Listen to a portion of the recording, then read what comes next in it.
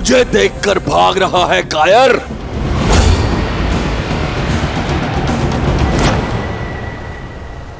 प्राण जाए फिर भी मैं आपसे युद्ध नहीं करूंगा भैया। अब प्राणों के सिवाय बचा क्या है तेरे पास कायर? अब तो राज्य भी मेरा और रूमा भी। अब मत रोकिएगा महाराज सुग्रीव।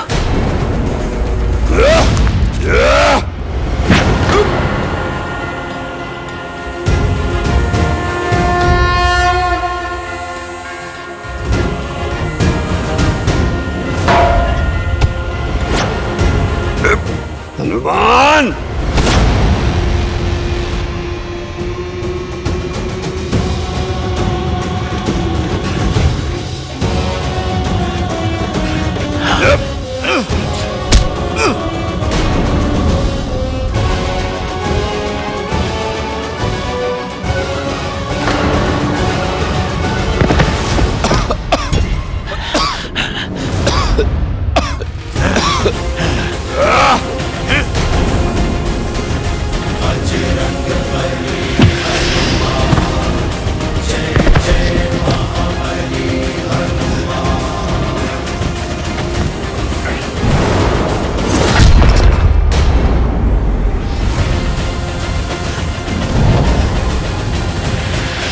महाराज सुग्रीव, बस थोड़ा और निकट ही जाना है। आप ऋषिमुख पर्वत की सीमा तक जाओ।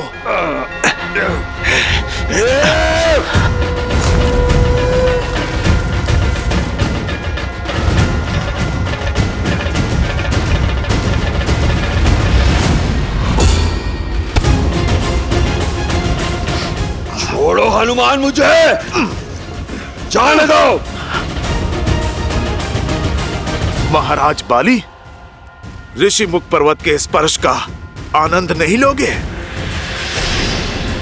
मैं चाहूं तो एक क्षण में आपको पर्वत के शिखर पे फेंक सकता हूं, जहां पर गिरते ही आप ऋषि मार्दंड के श्राप से भस्म हो जाओगे।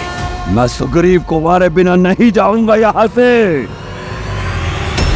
फिर तो हम सदा सदा के लिए इसी अवस्था में उलझे रहेंगे महाराज बाली। महाराज बाली, आप मेरी बात ठीक से समझो। एक उपाय है मेरे पास। महाराज सुग्रीव को ऋषिमुख पर्वत पर रहने दीजिए और आप किष्किंधा पर राज कीजिए। आप मुझे वचन दीजिए, जब तक वो यहाँ हैं, आप उन्हें क्षति नहीं पहुंचाएंगे, क्योंकि यहाँ आए तो सच में इस बार मैं आपको क्षमा नहीं करूंगा। नायक बनने का अवसर खोकर बहुत दुख होता है ना।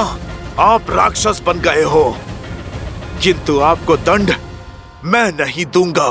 स्वयं मेरे प्रभु श्री राम देंगे।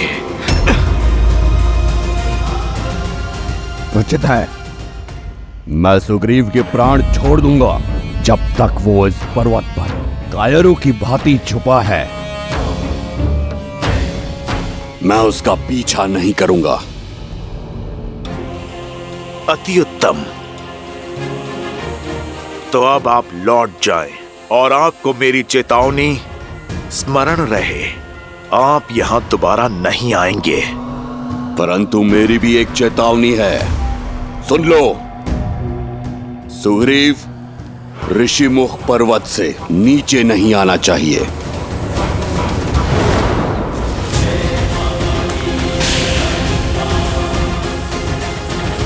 बाली, छल से मेरी शक्ति भी ले लो, तो भी मुझसे युद्ध करने के लिए तुम्हें सीमा को लांघना होगा।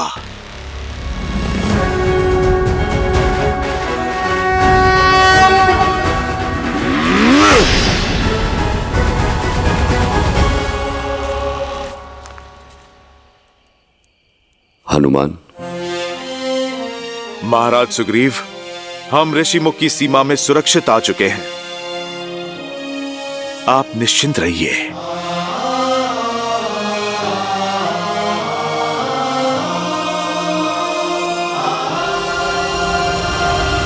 धन्यवाद हनुमान, तुमने जीवन दान दिया है मुझे।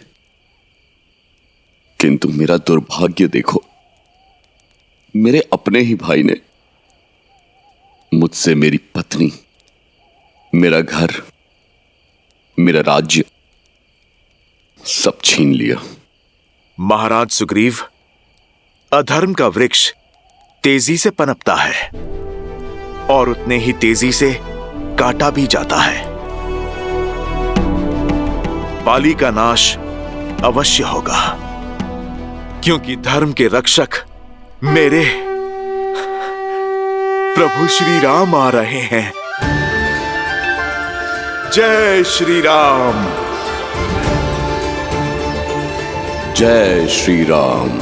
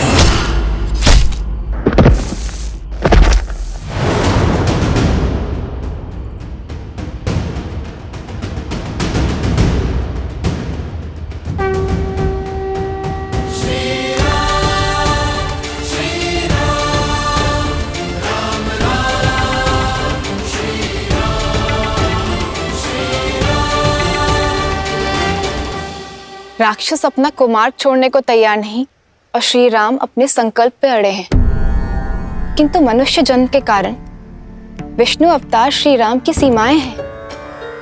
मनुष्य जन्म की भी मर्यादाएं हैं।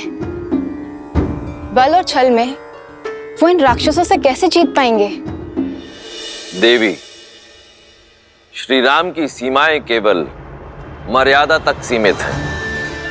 समय और प्रयास की कोई सीमा नहीं है श्री राम के लिए, और इसी कारण इस वनवास काल में श्री राम ने सैकड़ों राक्षसों का संहार किया, कई ऋषियों और ऋषि कन्याओं का उद्धार किया। आयुष्मान बाबा, इसी तरह धर्म की रक्षा के लिए आगे बढ़ते रहो। नियति तुम्हारे साथ है। और साथ ही ज्ञान भी बटोरते चले गए, और इसी प्रकार धर्म और न्याय के पथ पर चलते हुए कई वर्ष बीत गए। परंतु इतना समय व्यतीत हो जाने के उपरांत भी श्री राम की भेंट ऋषि अगस्त्य से नहीं हुई थी। वो ऋषि अगस्त्य जिनके पास स्वयं श्री राम के प्रारब्ध की कुंजी है, इससे पूर्व की बहुत देर हो जाए। श्री राम का ऋषि अगस्त्य से मिलना अत्यावश्यक है।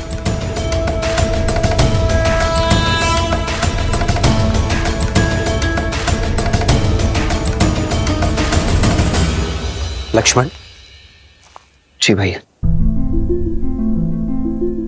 क्या बात है, तुम व्यथित लग रहे हो? इस वन में भटकते हुए लगभग कई वर्ष बीत गए भैया, किंतु अब तक हमें वो वृक्ष नहीं मिला है जो हमें ऋषि अगस्त्य के स्थान तक ले जा सके।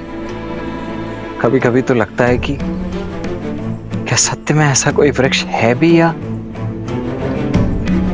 ये बस एक कथा मात्र है? मधुमक्खी नहीं जानती लक्ष्मण कि जिन पुष्पों से वो रस इकट्ठा कर रही है उसका कण भी संसार में फैला रही है। हम पथिक है लक्ष्मण, और पथिक का कर्तव्य होता है बिना कर्म फल की इच्छा की अपने कर्तव्य पथ पर चलते रहना, बिना आस लगाए निरंतर प्रयास करते रहना। और फिर क्या पता, जिसे हम निरंतर खोज रहे हैं वो हमारे नेत्रों के सामने हो, बस हम उसे देख ना पा रहे हो।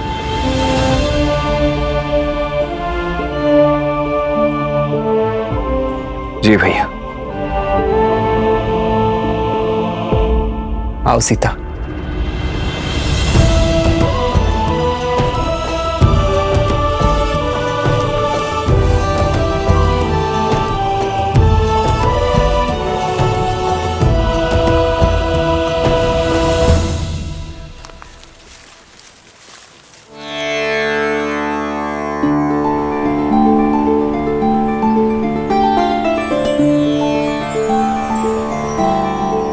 संध्या काल होने को है। आज रात्रि हमें यही विश्राम करना चाहिए। जी भैया।